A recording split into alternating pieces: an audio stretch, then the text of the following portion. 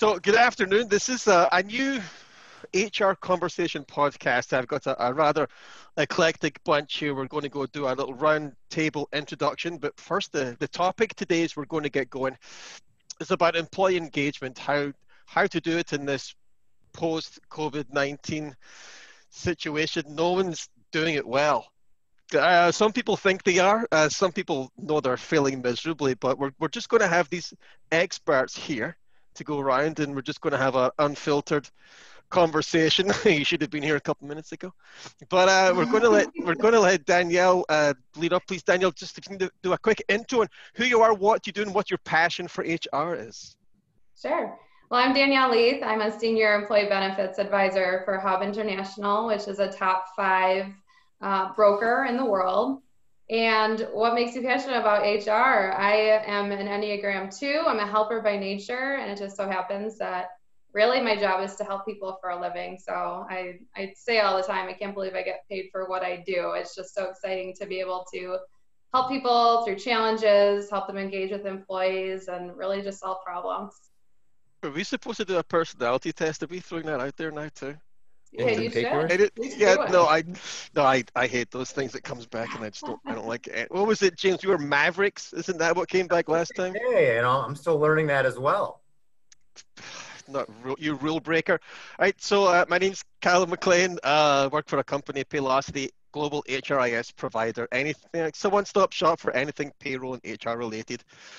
And as I was talking to Eric last week, the thing that sets me off the most is kind of just the unfairness of the HR and payroll roles within an organization. They're like the red-headed stepchildren. Even our own organization, I talked to a CHRO of 3,000 employees. I'm like, hey, does the CEO ever walk into your office and drop something on your desk and go, we're not quite sure what to do with this, but you're HR, you can figure it out, right? And she's like, were you here yesterday? So my whole thing is just trying to make sure everyone plays on a level playing field, right? The system that I live in is kind of skewed, not in the HR and payroll favor. So I like just blowing the doors off it, which is kind of why I like this format, because we can see a little bit over up to that edge. And sometimes if James here, it's usually way past it. So I'm going to pass you on to Eric. Eric, you do a brief intro, please. Yeah, thanks, Calum. My name's Eric Torigian. I'm the head of HR for Akebono Brake Corporation. And, one of my passions is helping people and just enabling people.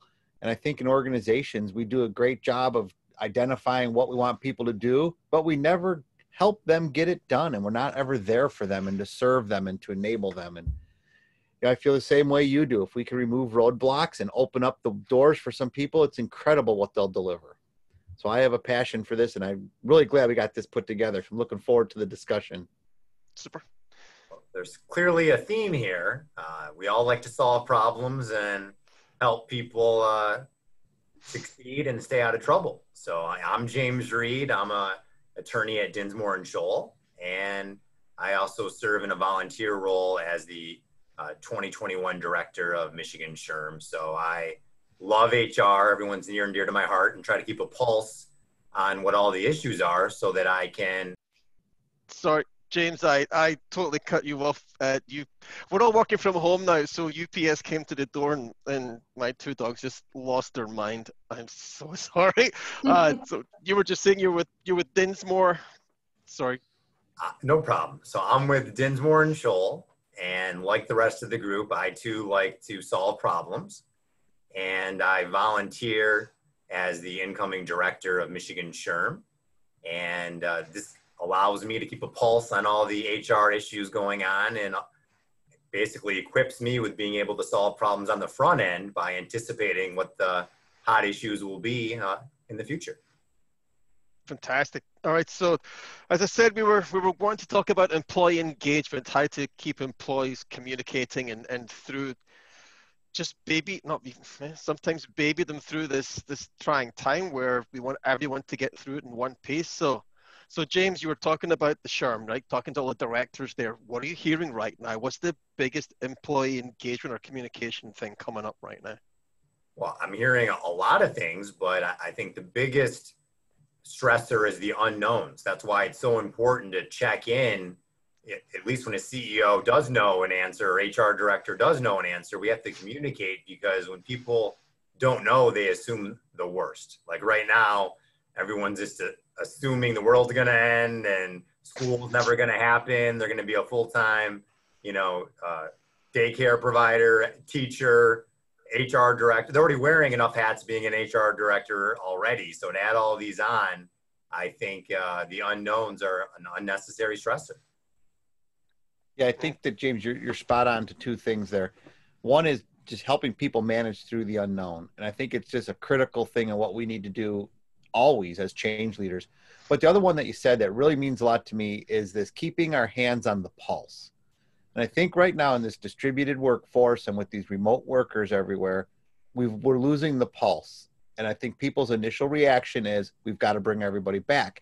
And I don't think that's necessarily the right reaction. I think that's using old models to solve these new problems. What we need to do is solve for how do we keep our hands on the pulse of our people, know what's on their minds, help them through the unknown. Yeah, but a lot of people shouldn't work from home.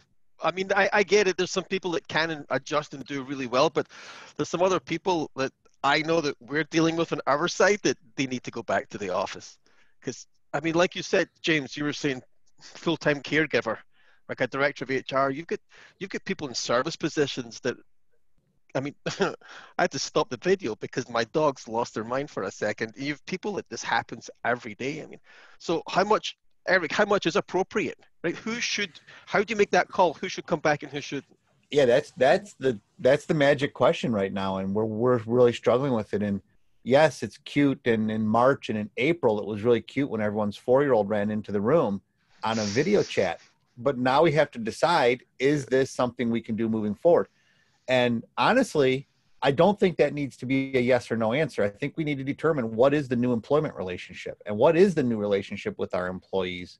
And I think everything has to change. Everything? I think everything. I think we've been given a blank piece of paper and we need to design the future. A lot of people say if you're a rock star, you'll be a rock star wherever you are. And if you're someone that is trying to just not be the worst and fit in, you're gonna do that wherever you are. And I think that, a challenge with the remote work is how do you really measure who are the people that are not the bottom barrel performers and who are going above and beyond. Because I think so much of a job is not measurable by the dollars. You can't tell who's, keeping that warm vibe of other people in the company, who is, greeting those clients with an extra smile and helping them solve their issues. So I think that we need to revamp, how we compensate an employee and value an employee beyond just the bottom line on a profit sheet. Yeah. I was watching an interview today with the CEO of Airbnb who talked about how they had to pivot their entire business through all of this. And one thing that he said that stuck out to me is that basically companies who are in preservation mode are in a really dangerous spot right now, because obviously from my perspective, the world has changed forever as we know it as a result of this. I think so many things will be and will continue to be impacted by everything going on. So to your point, Eric, I think it really is a blank slate and an opportunity to make a lot of change. I think those are going to be the most successful businesses at the end of the day through all of this. I'm all for change. That's how I make my living, right? Getting people to change. But then again, too much is overwhelming and kind of a detrimental effect on an organization and the culture.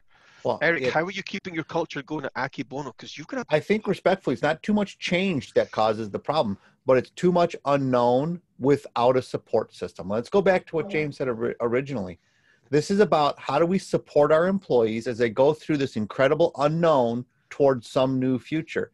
So I don't think it's the amount of change that's out there. It's the amount of unknown, or I'm going to call it unsupported unknown. So it's the things where I'm just sitting out there with no flipping clue what's going on and no one's talking to me. No one's telling me anything. So you know what's going to happen? Me and Sally Joe down the street are going to make up our own solutions. And most likely they're not going to be the right ones. That's a good point, not knowing. Because, I mean, I talked about the service department again. There's people that normally have someone that they can go to that's right there. So when there's a question, they can talk to someone, but now everyone's remote. they need more support, right? The support staff need more support, right? Yeah. Because it's just on them, and if they don't know what they don't know, how are they going to get it done? So James, looks like you want to. Well, yeah, my comment was, in addition to the stressor of unknowns, I saw a great psychologist at U of M present on the cumulative effect of everything that's going on. So regardless if you're a white male, you are still being distracted and having an effect from the Black Lives Matter, the LGBTQ, the COVID, the politics, all these outside energies are impacting who we are, and we're bringing that into the workplace. And I said, if you're a white male, so if you are actually part of one of those protected classes, you're feeling even more, and it could create some distractions and additional stressors at work. So Danielle, from an employee, from a benefit provider standpoint, what is there out there that can be provided to help with this lessening of the stressors that James and Eric are talking about? It's a great question. And really, I think it's kind of like going to a doctor. You don't want to write a prescription for something until you really understand what's going on inside of your organization. So as basic as it sounds, I always say you want to start with an employee survey to really get, as you said earlier, a pulse on exactly what's going on. And from that, I think that you could probably get your strongest group of, engaged employees and kind of try and draw some parallels as to what's going on with these people that they feel engaged, what's giving them that level of comfort. And then you can create an action plan from there that kind of hits on some of those things. And, I know I've seen a lot of companies doing things like, crazy shirt day or happy hours. And I think those are really good for morale to the people who would always, participate in those things in the office. But we can't forget just how deeply impactful this is. Like you said, James, it's a cumulative effect of all of this. And so meeting people on a human level, I think, is the most critical thing that we have to really consider. I have talked to a few members of HR who are like, I'm having conversations with my staff that I never have before because I'm so in fear that someone is going to do something harmful to themselves because of their stress. And I want to know that I did everything possible to prevent that. So it's how do we take that off of the plate of someone in the HR seat? Because that is a huge, huge burden. EAP assistance is a very obvious answer. I'm seeing companies who still don't even have EAPs implemented. So those are just some of the initial things that we take a look at and then can kind of dive a little bit deeper from there. Yeah, the other day when you mentioned that in our pre-conversation, I am still just so blown away that there's still companies operating without that support system for their associates. And they're the same people who will run around and talk about how important their employees are to them, but they're not doing some of the most basic things to take care of them. Yep. I just talked to one of my peers who's general counsel for one of the big automakers, and she said they're going to take a page out of the unionizing playbook, and they're actually looking at the playbook that unions use when they're approaching a work group to unionize them or to drive a union vote, and they're using that now to build a employee engagement 2.0 model. And I thought it's really fascinating and just a really interesting approach. And I think it kind of goes to that whole concept of everything's open. Everything is okay to talk about. Everything needs to be looked at.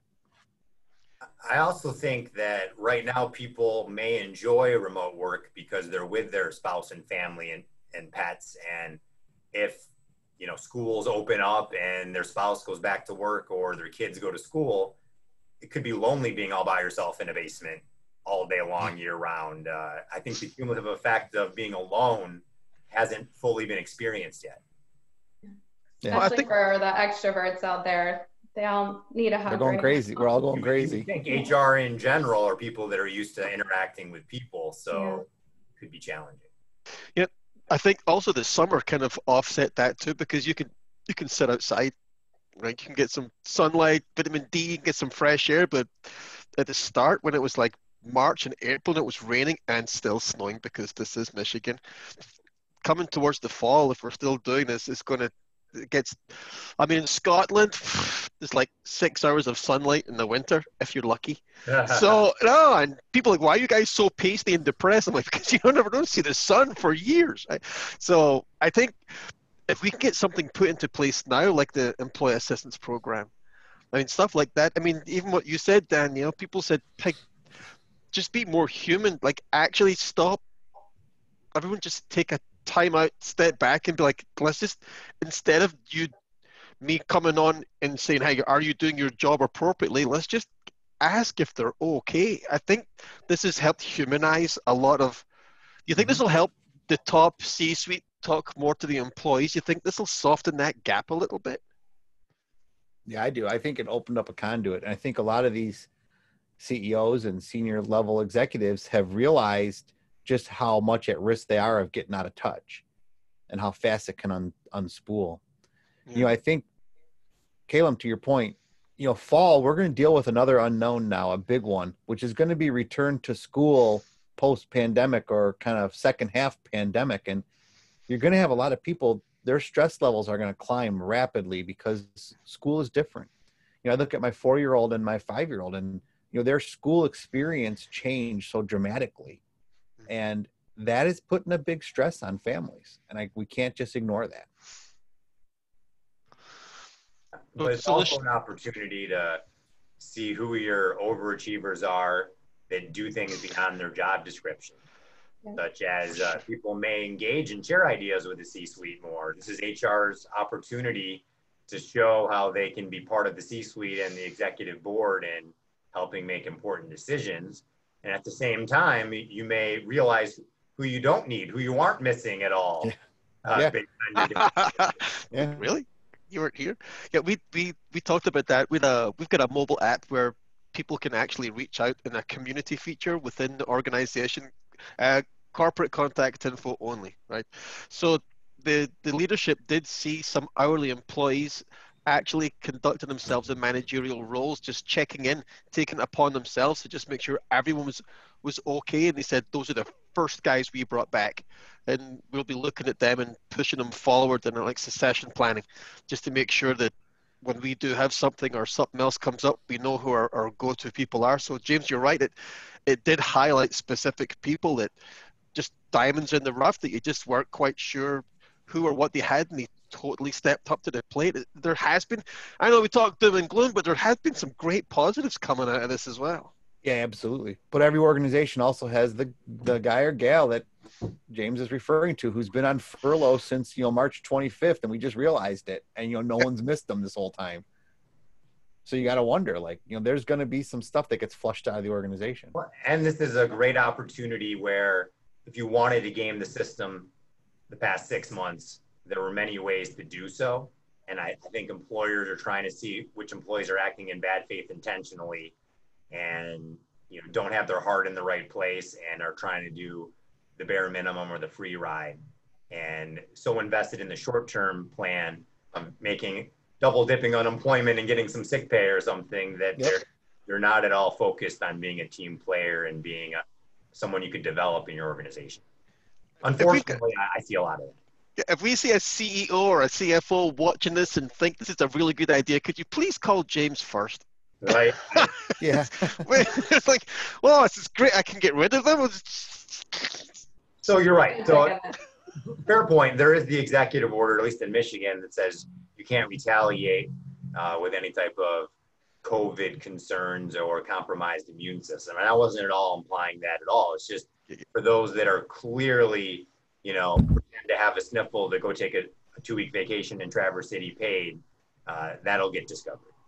Yeah. What was it? A lot of the teachers, you bring up a great point. So my wife showed me this yesterday. There's a lot of teachers that are saying, oh, I don't feel safe going back to school. But then the parents are finding them with their social media accounts going, yeah, because you're too busy partying in the Lake of the Ozarks last weekend. Exactly. Or like the teacher that won't go back to school, but you can find the picture of them going into the nail salon. Okay, so, you know, you felt safe in there. You should feel That's safe. Right. So, you know, we have to be careful. I've seen some crazy scenarios where maybe they have a doctor's note saying that'll help with their depression. related to all this by getting their nails done or going to Las Vegas or going No, on. I had it. Go to Las Vegas. You have to be careful. But I had a guy who had James had a 5-pound weight restriction at work. He couldn't, so that was, we had to work with him. We had to create a job, all this. He was a competitive weightlifter. So they videotaped him. They did all that stuff, which I hate, but they did all this and they went and they took it to the Michigan tribunal, and his doctor came in and said, those are therapeutic maneuvers done with a prescribed guideline and certain formats, and they're safe. So he's okay to exceed his weight restriction on his, so the guy can deadlift 300 pounds, but he can't move a 6-pound piece of equipment. Well, I'm moving an extra 15 pounds since this whole thing started. Eric, that you can't just, in your own opinion, dispute a doctor's note without getting clarification. You'll get burnt as an organization. Exactly. And my experience has been, if you try to, call these doctors out and show them where they're being fooled, you're just going to galvanize them. And they don't want to be shown they were wrong, and they don't want to be shown they were fooled. And maybe, kind of outside of that, they'll talk tough to the employee, but they're not going to just buckle and say, oh, yes, you're right. I wrote this without knowing. So Danielle, how have Hub been taking care of you since this has all started? You must have had some internal corporate communication, right, to make you feel warm and loved and you're in the right home. So can you share some of that? Sure. So my journey's been interesting because my first day at Hub was actually the very first day of lockdown. So I am a COVID baby at Hub.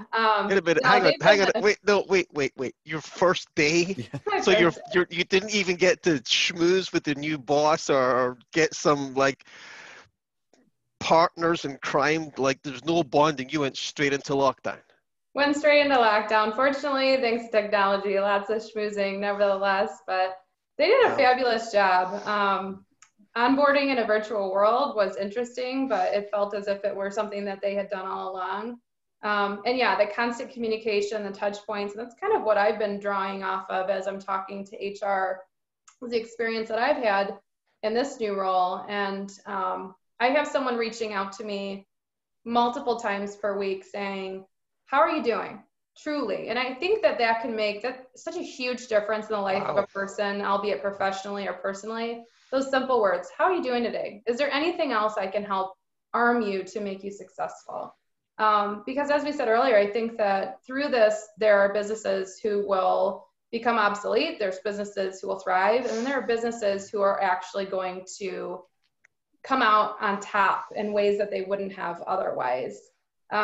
So just the level of support and constant communication with us. There are the crazy head days and all of that, but it's really the human element, the level of connection, the constant communication, that's been really a huge advantage from my perspective. Yep, the same thing. Our CEO every other week has a company-wide meeting. You can log in. You send out the invitation to the entire company, and you can see him just go over company performance. How are we doing? We actually hired people during this because with more service calls, so we hired more service people. So just letting everyone know exactly what's going on. It looks like the world's on fire, but we're going to be okay. Or even if the world is on fire, at least let everyone have a clear understanding of a path forward, so that they're not like, when's the hammer going to drop, right? They're even stressed about that. Sometimes it's in 2008, I was let go from a hotel company, and it would have been really nice to have some notice.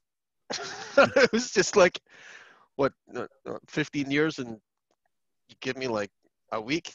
Thanks, guys. That kind of sucks. If you'd let me know like 2 months prior, I could have set myself up and made sure it was appropriate. And I have been having conversations with other companies that we work with that are doing that to their internal employees, and I don't think we would have seen that in 2008. I mean, James, you talked about lessons learned from the last time. I think people actually may have learned something. What are you seeing? So yeah, an interesting statistic I heard, which didn't verify, but I've heard multiple times, is more billionaires came out of the Great Depression than any other time. Wow. Absolutely. And in 2008, I think a lot of people created their practices. That's really when companies realize we need training. We need to have consultations. We need to get advice. So for example, I think the economy was so good up until 2008, people were just making profit, fist over fist. And all these managers that we're talking about now didn't really receive any training. And now they're supposed to, now when the company's not as profitable, they're supposed to talk positives and mentor their subordinates. But I'm seeing the managers the biggest culprit of speaking negative things about other executives and leadership. They're trying to be popular amongst their subordinates, like a popularity contest, as opposed to really wearing the management hat. Most job descriptions don't even teach them how to be a manager or manage people. That's just the title they get for serving a certain amount of years at the company. And I think that's a massive problem that is just starting to get fixed at companies that were progressive. Oh, Eric's got something. I just keep saying, I'm just laughing because I know my wife always laughs whenever I say this, but there's an old saying, and I think it was Buffett who said it. When the tide goes out, you can tell who was skinny dipping, right? So the tide has gone out. So you can tell what organizations were prepared. You can tell what organizations have done training. You can tell, who was cheating and who was cutting corners. I mean, so everything right now and all those little corners that people were cutting, they're all exposed. Mm-hmm. This is I where guess my the whole question is empathy a behavior that can be learned, number one, and is it too late to train those individuals? oh Well, that's a great question. I have taken the Strength Finders test. It has the 37 character traits or whatever, and empathy was not in my top 5.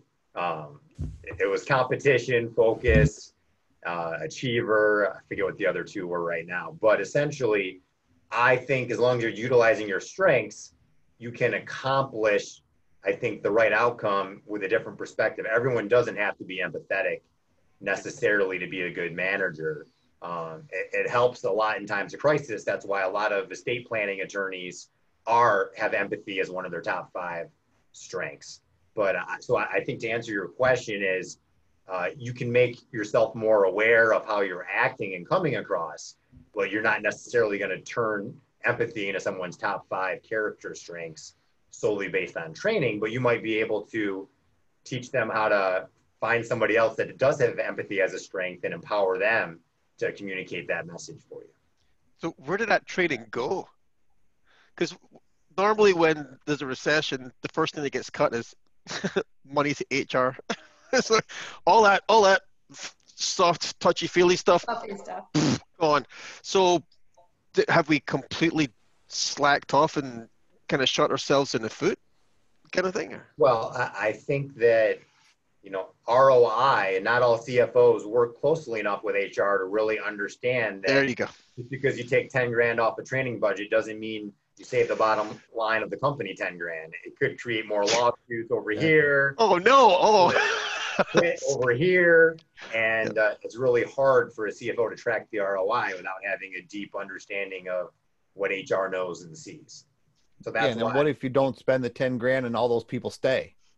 That's an even bigger problem, right? You're right. People that are going to probably engage in more sexual harassment and not the issues or say inappropriate things during an interview. And when the economy's bad is when employees say, I remember that inappropriate thing my boss said a year ago. Now, if they lay me off, I'm going to bring that up again. And there's a lot of skeletons in the closet because a lot of people are doing emojis. These text messages are so new. Who has a policy on text messaging? I'm almost yet to see one at a company, and I see the salivating tongue and a wink from all of these employees. And what do they mean? Is that going to be a claim someday if one of the people is a boss that sends that message? Didn't we just hear about someone's interview style recently? We will not mention this person's name, but didn't we? We were just out, and they were talking about their boss, and some of the interview questions were like, "You're kidding, right?" And that people still ask that. I think a lot of the times the higher level people don't get trained by subordinates. They don't even attend the trainings that they're willing to pay for their organization. So I really think this is the time for leadership to start at the top and lead by example. And I think about back at Frito-Lay, it was in the 2008 timeframe when I was leading D&I for the region, and we would bring people in and we would have these discussions and we would say, okay, now everyone leaves these meetings, they're all fired up and they all want to go and make a difference. We say, go back to your region and do 2 D&I events. Yes, this is great. And they get back and they sit down at their desk and they have no idea what that means. So it floats to the back of the desk and all their work just kind of floats in around it. So I came up with a prescriptive set of steps and I said, okay, you go back to your office, you identify one person who will be your point. You get one person who's going to do this, and just gave them very, very prescriptive steps to take. 1, 2, 3, 4, 5. And what we found is most managers would just do it by rote and they never get off the sheet music, but they're doing the outcome. Now, a lot of managers will take that, they'll get the vibe of it, and they'll get off the music and they'll improvise and they'll be able to take it to the next level.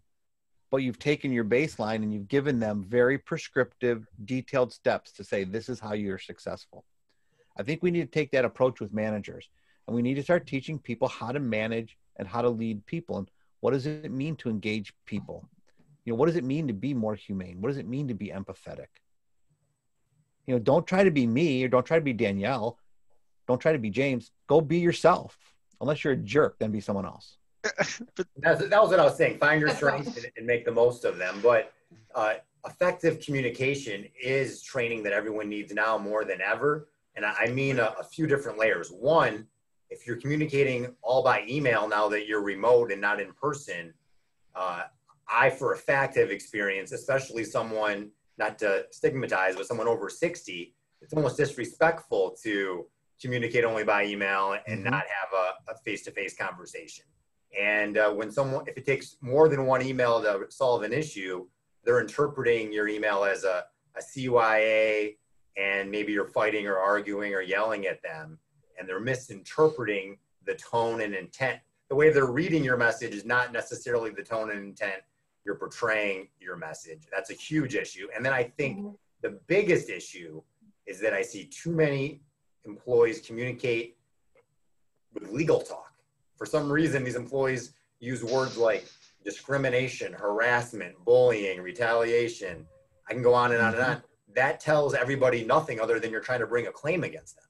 Exactly. It doesn't tell you what the issue is and how to solve it and what the facts are to even evaluate it. And you could be doing an admission on behalf of the company of an illegal act and expose your company to liability. So I think effective communication, especially now, isn't just the CEO skill set, it's an everyone skill set.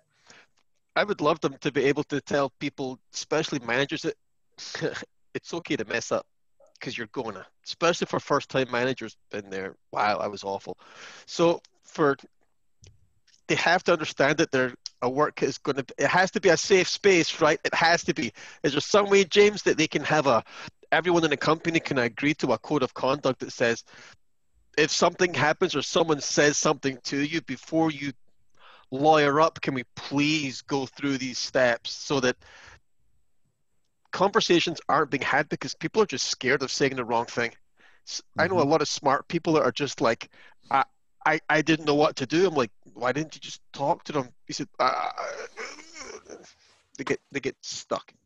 Yeah, you raise a couple of good points. So one is there a safe environment to communicate the issue? And there are ways to do that. You can have through various software or other things, a 360 or an anonymous way to identify facts and issues. There are ways to do that. But beyond that, you can have a general understanding where you're not going to spread rumors and gossip about some employee across the company. You're going to start, before you even go to their manager and all the executives with an issue, you'll try to resolve it head on. You know, if someone doesn't like the way their boss is talking and looking at them, I hope for step one, they try to maybe talk to their boss or their mentor, not escalate it to a lawyer and a lawsuit or the CEO as step one. I think that's not going to solve the problem. But I think, though, that from my experience, every employee seems to have some, what I call a work spouse or a confidant or some work friend that they're willing to share some viewpoints with, because that's the only person that can relate to them and understand what they're saying for the most part. And the problem is with that person that receives the information often does nothing with that information. They feel like they helped by being a sympathetic ear. And then the employee goes back to their thing. And because the problem wasn't solved, it's just the smoke eventually gets a bigger flame. And then bad things in the company happen. People quit or are fired or bring claims. And I think that if we train how to communicate that issue and not let someone just keep it to themselves and at least share it with HR or somebody, we could put out a lot of fires when there's smoke instead of the full blaze. I think you also made a good point about social media and texting and some of these policies. I think on our future HR conversation, we need to do a whole piece on just social media, the impact at work, and how to manage it from a HR perspective. There's a whole discussion there. Yeah, cancel culture at work. Is there such a thing, Danielle? Is there? I bet there is. Hopefully not at mine. It doesn't come. No, it's a challenge. Like, you know, even if you see one of us, if we're having a bunch of beers saying, man, one hell of a day, well, now our employees might think we're burnt out, stressed out, misinterpret it, think that we're mad at them when maybe it has nothing to do with them, and we just want to, you know, relax. Okay. All right, so we're coming up just over like 35 minutes here. We should close this one out. And Eric, when we were talking about how we were going to finish this, you were saying you want to just do a quick highlight, right? Just pick one of us just to do a quick, this is what I got, this is where the most, or the highlight I got out of this conversation today. We'll just do a quick round table, then we'll table it and get it out there, and we'll do this again next week. So who wants to lead off and give us their highlight? If you don't mind, I'll jump in. So my highlights, or what I'm taking from all of this, is we've got to come up with support systems. So the change is happening. We have unknown. We've got to help people get through the unknown and to the new norm, whatever that happens to be. And I think there's a lot of criticality around these support systems and making them humane and taking some of the flatness of the electronics and technology out of there. Awesome. Ms. Leath? I think, again, just true outreach, genuinely caring about your employees, connecting with them on a personal level. And also, as James had mentioned earlier, having just a general sensitivity, even if empathy isn't a top 5 trait for you, being aware of what you're seeing and how it's impacting the people around you. James? I think essentially making your unconscious more conscious and learning how to more effectively communicate, not only at the top, but also training your employees to effectively communicate at all levels. And as you said, to have that safety comfort zone where they can be comfortable sharing their concerns and their thoughts, because from my experience, almost 90% of conflict is what I call healthy conflict. And, you know, as Steve Jobs would say, you know, you don't hire people to tell them what to do. You want to hire people to, you know, tell you what to do and tell you how to make things better. So I really think that we should not solely view conflict as negative, but use these times, especially during a new pandemic, to make our organization stronger. Yeah, for me, it was just one of those moments where you see that the executive suite and the HR and the line level employee, that space is coming together. There's a lot more conversations, but I would like to also bring up, I think Eric, you brought up the money for training. We need to arm the HR departments. Either we got to staff them up or train them to build a more productive, engaged workforce, because they keep saying an engaged workforce is significantly more productive. People, the turnover's less, they're happier at work, they do better work. So like James saying, saving $10,000 to a CFO by cutting out training, but how much more could you get on an ROI? But it's an intangible. But I think those intangibles have really come to life with everything that's happened with COVID and with the movements that are happening right now in Detroit and around the country. So there's tons more conversations to be had. I want to keep this one going, but we got to cut it off just because of time and because no one wants to listen to us all day. But I don't know, man. This has been great. I'll get this thing posted on LinkedIn. I'll get this sent out on YouTube. Are you kidding me? Thanks, guys, for coming out today.